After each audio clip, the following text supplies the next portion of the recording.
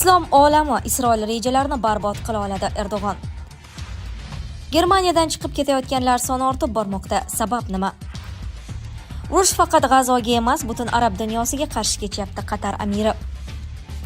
Rossiya NATO hududiga kirib bordi. Yevropa urush yoqasidami?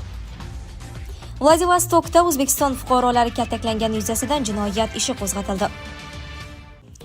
G'azo yonmoqda. Isroil G'azo shahrini egallash maqsadida hujum boshladi. Isroil 15-sentyabr kuni kechasi G'azo shahriga yirik aviazarbalar berib hududni bombardimon qildi. Yahudiy mudofaa vaziri Katz 16-sentyabr kuni X ijtimoiy tarmog'ida G'azo yonmoqda deb post joylab, Yahudiy davlati missiya tugamaguncha ortga chekinmasligini tasdiqladi. G'azo yonmoqda. Sahal terrorchilar infratuzilmasiga temir musht bilan zarba bermoqda. Askarlar garovga olinganlarni ozod qilish va Hamasni mag'lub etish uchun sharoit yaratish uchun jasorat bilan kurashmoqda.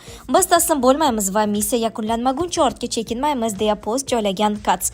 AQSh davlat kotibi Marko Rubio vaziyatga munosabat bildirib, Isroil va Hamas o'rtasida kelishuvga erishilishiga qisqa muddat qolganini aytgan. Oylar emas, ehtimol bir necha kun, balki haftalar qoldi. Bu o'ta muhim davrdir. Urushdan ham yomonroq narsa cheksiz davom etadigan mojarodir. Bunga chek qo'yish lozim. Hamas o'z navbatida kuchsizlantirilishi zarur. Biz esa buni muzokaralar orqali amalga oshirishga umid qilamiz.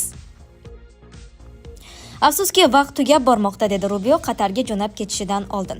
Al Jazeera ma'lumotiga ko'ra, Isroil dushanba kechasi G'azo shahridagi eng baland turar joy binosi Al-Khafari minorasini yakson qilgan. Bu hujumlar yuz minglab aholini shaharlardan qochishga majbur qilmoqda.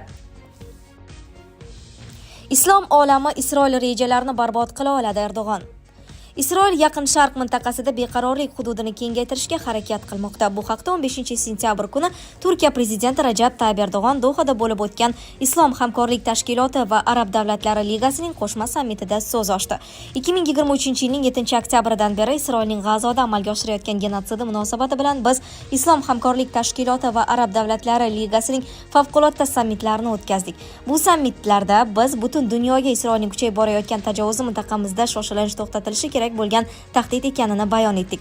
Biz ko'p bor ta'kidlaganmizki, terror bilan quvvatlanadigan bu buzuq tafakkur xalqaro barqarorlik va xavfsizlikka tahdid solmoqda, dedi.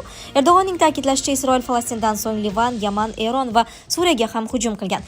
Uning so'zlariga ko'ra, Isroil Tunis qirg'oqlari yaqinidagi fuqaro kemalariga ham nishonga olgan. Saylangan siyosatchilar va davlat arboblarga suiqasdlar uyushtirgan. Endi esa u vositachi Qatarga hujum qildi. So'nggi hujum Isroil bosqinchiligini yangi bosqichga ko'tardi. Shu munosabat bilan men bugungi Dohadagi sammitni juda muhim va ahamiyatli deb hisoblayman. Jahon hamjamiyati bu uchrashuvni Islom olamining Qatarga bergan mutlaq qo'llab-quvvatlovi sifatida ko'rish kerak. Bugun qabul qiladigan qarorlarimiz samimiy his-tuyg'ularimizni yozma ravishda yana bir bor dunyoga yetkazishga ishonaman, dedi u.